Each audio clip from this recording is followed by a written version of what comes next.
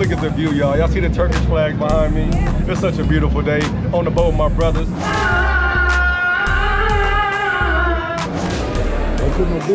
Smell like potpourri, man. Oh, that smell good. Yeah, I'm trying to get in the camera too. Yes, sir. Talk to him. This the stole my phone. You a thief. Say hi. You a thief.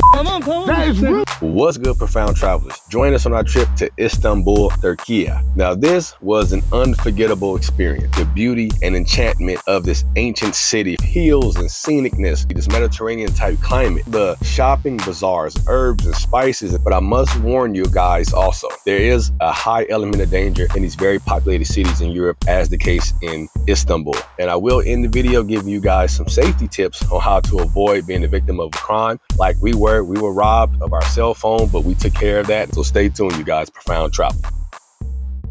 Wait a minute. All right, what's good, profound travelers? It's your bro, Profound J, coming to you from Istanbul, Turkey. Let's get into some of the logistics about this trip. We're staying in the famous, kind of touristy, bustling area, Taksim Square, and we're on the European side of Istanbul. We plan to also go over to Asia and check out some of the sites over there. We have a 3-bedroom apartment on this top floor area. As you guys can see, the balcony here. This is one of 3 balconies we have facing the area. I believe for 4 nights, it cost about $388, so almost $100 a night between 3 people. Not bad, right? We recommend going to any of the spice market bazaars they have in town. The Grand Bazaar is only open on Sunday. We also recommend going on some type of cruise, ferries, or boats over to the Asia side, where a lot of the locals live and it's a little bit less crowded. One of the prime jewels of the city is the ancient Hagia Sophia dome, right? That's been sitting there for a long time. I remember, like in ancient times, something I read years ago, that when a massive earthquake hit Turkey or Istanbul, that was one of the few structures that was like almost like pretty much undamaged. Turkish lira is 32 lira to $1 US, but in the country, they accept the Turkish lira, the euro, the British pound, and the US dollar just about in most businesses that you go to, and your credit card. So it's pretty convenient, to be honest with you. A much different vibe, in my opinion, than like what people think of traditional Europe, given that the cultures here in Istanbul is a blend of Asian society, European society, and ancient like Roman Empire, Muslim cultures, and so on. Just blended melting pot. It's pretty safe here in the city. You know, it's tourists everywhere, good food, restaurants, things to do. We highly recommend coming here. If something else come to mind, again, check the subtitles. I'll get back to you guys. I'm your boy, Profound J, Profound Travels, y'all. So we're crossing over the July 15th Martyrs Bridge, where the Hagia Sophia, the Blue Mosque, you see the water, all the other, like the most concentrated part of like historic sites of Istanbul from the Roman Empire and Ottoman Empire, and even before that, can be found over behind me. We're about to go over here, beautiful day. What we about to do, Hank? Going on a Bosphorus tour. Bosphorus hour-and-a-half tour, costs 150 lira, which is about $5 US. This is actually a pretty good deal. Yeah. Online, they were offering the Bosphorus tour for like 40 bucks, but it was really just 150 lira, which is $5 US, so it's a better deal. They have belly dancers, they have all the other types of ones that cost over $100. We didn't have time to schedule all that, so we just went ahead and said, hey man, we're gonna do the little quick 90-minute one or whatever. Oh, look at the view, y'all. Y'all see the Turkish flag behind me? It's such a beautiful day on the boat with my brothers. Having my brother Bubblegum Hankerson breaking down all this ship stuff. Shouts out to US Navy and all the sailors and the dudes under the water. My bro E Weezy, all the truckers out there, and the Trucker Association of America, Black America. You know what I mean? Having a good time, man. We loving it, man. This is how you, hey, for a tourist, man, this is ultimate tourist activities, and I'm loving it. Shouts out Sabina, Valentina Gill. Shouts out to you. Thanks for the recommendation on the Bosphorus tour. It's a beautiful day. We love it. What's up, E Weezy? Talk to him. Chilling, man. Just enjoying this view. You know, young black out here doing young black things. I'm vibing. YouTube strike. He's the boss. He's the Bubba Gump of ships. And my bro been on like 1,000 ships in the Navy, so he know everything. He talking our ear off about safety, protocol. Hold on, where are the wars really won in the world? What the mission of the Navy is. What's the mission of the Navy since we on a boat? The mission of the Navy is to train, maintain, and equip a combat-ready naval force capable of weather wars, return aggression, and maintain the freedom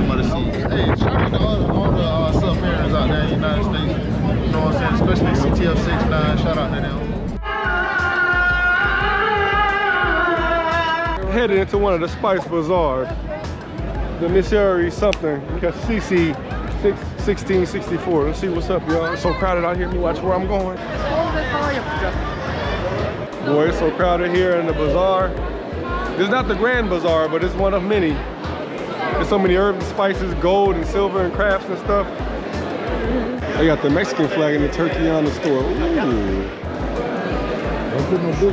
Smell like potpourri, man. Oh, that smell good.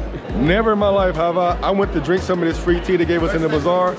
He told me it's eucalyptus. As soon as I got my mouth close to it, the smell hit me so bad. Like, it feels soothing, but like it caught me off guard. Like if I was passed out, somebody put this up to my nose, I would just wake up instantly. They put a nice amount of honey in it, man. And the eucalyptus like leaves in it, and citrus leaves in it, orange leaves, pills. Tell me, what's in this? What's in the energy tea? Energy tea inside sage tea. And Sage. some kinds for spices with rose hip and cardamom and some dry lemon. And dry lemon. Yeah. Oh, that look good. Okay, okay. Actually, that one, when you do it, that one with boiling water, if you mix it with something black honey, if you have, will be super tasty. That's what's up. You got me half a keg of pomegranate tea. Good for blood, antioxidant, high blood pressure, everything like that. It's very popular here in the country. Premium saffron. This is pure Iranian saffron. Saffron, you can see here. It's good for heart, for brain. Stimulative sexual desire. Yeah, chocolate pistachio. Oh my God, I want to try that. What's the name of this treat? Turkish delight. Turkish delight? Oh, Turkish delights. The street. The street, you can buy the same, yeah. Oh my God, hey, you gotta try this. You gotta try this. The Turkish delight, it's chocolate. Pistachio. It's good, ain't it? Stop playing, man. Eat it. It's good, ain't it? He's so picky. Trying to slap it out of his hand. My wife gonna love this. I got her half keg of Turkish coffee. I love lavender. Anything purple, boy, help you sleep. Oh my God, amazing. Oh, mashallah. Look at all the Turkish delights, man. That pistachio chocolate is fire, boy. Look at that. I wasn't expecting to go crazy in the spice store, but he vacuum sealed me like a quarter keg of Turkish coffee. This is gonna run me about 10 bucks for this jar of saffron that lasts at least 2 years in the refrigerator. Pomegranate tea, half a keg. Eucalyptus tea. Apparently we're leaving the spice store going downstairs to the Turkish rug area. He said, follow me. Where am I going? Down the basement. Oh, this is where I'm going. I've always wanted to own a Turkish rug. You know, it's a social status thing back at home, I guess. Like this one. Which color do you want? I love purple, but this blue is nice. Oh my God, this is nice. This is handmade? Yeah, exactly. Jacquard. What's the material? Jacquard. Jacquard? Yeah. What does that mean? This would be like machine jacquard. Oh, got you. Got you. Oh wow, Turkish rug. All right, mine came up to be 7,000 lira, which is about 220 US for $80 Turkish prayer rug, saffron, all the herbs. Gave me the whole breakdown. Got to get some gold next. Hey man, I'm loving having a good time in the herb and spice store with the carpet store below the herb store out of nowhere. This is a hell of a time, y'all. This is what we've learned since we've been in Turkey so far. One, it feels like everybody's running the play. Everywhere you go, there's no price to set for anything. And they see that we're tourists, people are making up prices and then they raise it when we get ready to pay it. That happened to us at a couple fruit stands. A lot of cigarette smoke. People smoking cigarettes everywhere. I mean, dude wrapping up my fruit inside of his own store, smoking, putting the fruit together. It's a little bit different. You know, they have their own thing going on here. That is this, the periphery of Europe and Asia culture and all the history of Turkish, Ottoman Empire just make this culmination of different groups of people and a very, very hilly landscape. Another thing, the hills are vicious. You stay in a local town, parts of the town, or and get the local experience, whatever, you will be hiking all day and night. And at night, that ocean breeze do cast over with the shadow of the sun going down, it will get up on your So just be prepared and be careful. You know what I mean? And people be driving wild because these streets are small and tiny, but they know what they're doing when they're driving. So we're enjoying ourselves. Look at the base of the beautiful Hagia Sophia. We're back here in the daytime, 1,500 years old. established by the Byzantine Roman Empire, Eastern Empire of Rome in the 6th century. Was a Christian church around the time that the Romans adopted Christianity. And then almost 1,000 years later, in the 15th century, the Ottoman Empire took it over and made it a mosque. And now, after the fall, the collapse of the Ottoman Empire, what, in the 1800s or so, maybe 1900s, it became, now in today's terms, a museum. A guy right here got the hustle. Instead of scanning and paying twice the price, we got it for half the price. So instead of 50 euro a person, we're paying 25 euro a person, because the guy who's working out here hustling, he went to the tourist desk for us and got it for cheaper. So we got it half off. Entering the mosque.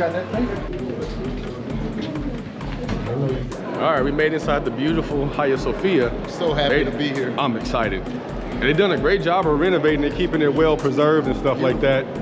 Even though it's 1,500 years old, right? It's beautiful, right? It's beautiful inside here. The insulation good too. The air conditioning, everything. Well, it might just be, I don't think it's no air conditioning. Don't you feel the breeze? Oh, it might not be, you're right. It might not be. It's still early in the daytime. Hank, let's go over here where everybody else at. You can see the interior core of the mosque. He's so concerned about how they get this carpet in here and how much that carpet costs. How much that carpet costs, you Probably think? around 100,000 a square foot. A square foot, 100,000. They got it. I've never seen, there's so many tours here. Yes, Somebody it is. paying for this. And there's a lot of carpet and people sitting on the ground, so you know they done ran some money up on that. Yeah. It's fascinating to know that earthquakes have occurred here and that the church/mosque museum has been able to maintain like its foundation pretty well over 1,500 years or so, especially given the way the geographer in me is coming out, especially given how earthquakes work. Because typically when there's concrete or rock, you know, those types of materials don't bend. So when a P wave or S wave earthquake happen, it's easy to topple something that's made out of concrete or rock or something of that nature, compared to something like wood that bends back and forth, right? And in ancient times, it's just fascinating to think of the ingenuity in architecture and design, like, you know, people had to create something like this and for it to be maintained over the years. Very fascinating. We wanted to go sit down in the green carpet with all the families and chill, but they say you have to be Muslim. I mean, people behind us, so like, how can you know if you're Muslim or not? People trying to lie, get their way down there. We just said, nah, we ain't gonna lie, we're not Muslim, so let's keep on going. But all praises be to Allah. The gentleman over here roasting the hazelnuts? Chestnuts. Oh, chestnuts. Roasting you know your nuts, Hank? No, I asked you. Okay. Look at it, boy. This is a delicacy. Got a whole bag of chestnuts for 200. And weigh the bag. So we got the roasted chestnuts. We've been seeing these all around town. First time trying one. How the things hit? They hot? No. Right on point. They on point. They good? Nice with a little bit sweet, but not too sweet. Mm-hmm. It seemed like, hey, good, nice and healthy. Yep. Oh, got you. Which that's what I probably should have did from the jump. Oh yeah, he's right. These are sweet, kind of buttery, nutty, and smoky a little bit. I don't think I ever even had a chestnut before.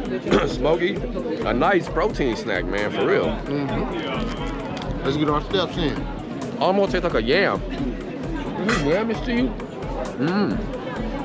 This is hitting it very good. I'll try that. All right, so hope y'all been enjoying the video. Now we're going to make it to the more friendlier and less crowded part of the more quote-unquote boring side of Istanbul, and that's the Asia side. All right, so we made it to the Asia side of Istanbul, and it's so much calmer, so much better. Local people, relax, chill. People are helpful, not in your face, trying to get something right. And this strip happens to be the Sinemasi neighborhood over in like the central part of Eastern Asia, Istanbul.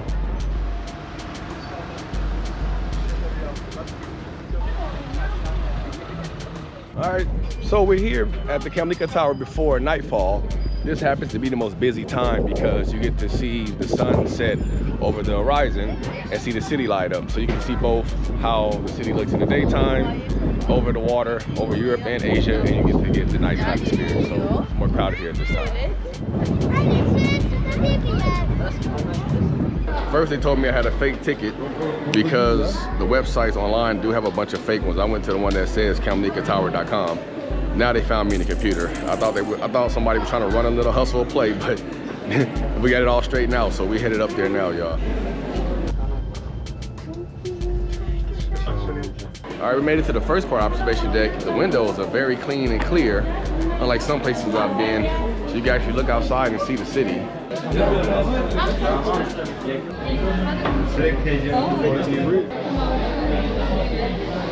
So fun facts from the Camlica Tower. This is the first tower in the world where 100 radio stations can be broadcast from this one single point without like interruptions. So this is a sign over there saying that. That is, my brother who works at IT in the military said that's pretty impressive. You know what I mean? When you get to the first part of the observation deck, they have one elevator that goes up and down, and nobody's telling you when it's gonna go up or down. So we're randomly getting on, and then when it was our turn, it takes us back down to the first floor. We're so over it. It's too crowded up there anyway. Would I pay to do this again? Absolutely not. Would I come like maybe to sit outside and just look at the view or something, and when it's hot and sunny? Yes, but go in here again? No, I'm cool. So that's my recommendation for you guys, which is a non-recommendation, but you know, hey, if you want to come here and see the view and everything or do it yourself, please do it yourself. All right, so it's time to wrap things up and explain to you guys how we got robbed on our second to last day there in Istanbul. Let me first start by saying that this is a beautiful city and country. The food is amazing, the culture is ancient, the scenery is amazing, and I hope the future is brighter when we do get a chance to return. And here goes some tips for you guys. Pay attention. All right, so we returned to the scene of the crime, which is the corner of our block, where the robbery happened this morning, which is now nighttime. We were at the police station about 6 hours total. We come out of our Airbnb. It's the day after the day Ramadan ended, so everything's closed. The young boys are standing at the corner, 3 of them. They come over to us. What's your name? Where you from? Keep asking that same question constantly. We're walking. I'm trying to tell my brother, 'cause I travel a lot, he travel a lot. Keep walking, just ignore him. The guys get close. And then they start kind of like trying to shake hands and hug and get all weird and stuff. And then one of the guys got too close and kind of grabbed like my belt line. And I pushed him, the tall guy, and his friend off of me. And I said, what y'all doing? And before you know it, I walk off. I pat my pants down, my phone is gone. I said, hey bro, my phone is gone. Hank turned around quick, saw a dude running downhill. And as he was running downhill, my brother was yelling, thief, thief. We chased after him about 5 minutes all through the neighborhood. I look right. This dude is running towards me with his hand out like this, like he gonna punch me. And I'm looking at him, and it's so slow, and I brace myself for impact. Last second, he turned right, run downhill, run right into my brother, Georgia State's finest, directly into him. And what happened when he ran directly into him? Boom! Hey, you thought I played for the University of Texas? This the motherfucker stole my phone. You a thief! Say hi. You a thief! That is rude! My brother dug into the ground, tackle. Always wear good tennis shoes that you can tie up and run in. We get him on the ground. I'm asking for my phone, demanding it, and my phone and my earbuds. He wouldn't give them to me. So you know what's next? Punching him up. Takedown. Hey, thank you, United States Navy. Whooping his ass. He hiding his face. I'm getting off on him because I'm mad. I'm like, bro, I gave you a chance. Give me my all the people around me. Stop, don't do that, blah, blah, blah. I say, would y'all call the police or help us hold him down? But they did call the police. Just call him a liar. My brother's so crazy. My brother called on the translator. What'd you say, thief, liar, this guy's a liar. Ramadan over, you doing this, you ain't Muslim. My brother crazy as hell. There goes a thief that stole my phone. Me and my brother attacked him. Thank God for my brother. Praise God. I was able to snuff him out, and my brother was able to tackle him. We got him, held him till the police came, man. Dude stole my phone. Yeah, they got the clown in the car who stole our stuff. I guess taking him to the hospital because we roughed him up. Hopefully we don't get arrested for this, man. I just want y'all to be careful because this happened to us, and then yesterday here, we witnessed a young girl get something stolen. The police caught the guy, and the young girl ran up and slapped him up in front of the police. So he stopped traffic. Yeah, because it's very crowded here. There's a lot of tourists, so people are stealing it. Thank you to the Istanbul police. They were super nice and helpful and calm. Just be careful. Young people come up to you, trying to talk to you, be all friendly, wearing Tommy Hilfiger name brand. Ignore them and keep on walking. If they get too close, don't be afraid to defend yourself. Anything else you gotta say? Hey, make sure you exercise, drink water, eat some vegetables, just in case it pop off. Yeah. In all seriousness, man, like, I'm sad that had to happen. You know, so much going on in the world. Violence, people stealing, people down bad. It's just a terrible thing that you hope shouldn't happen, but these types of things been going on in humanity forever. So we just grateful that we didn't get hurt, and we're grateful that we didn't have to really hurt him. So, and everything's cool. Profound Travelz, y'all. Wait a minute.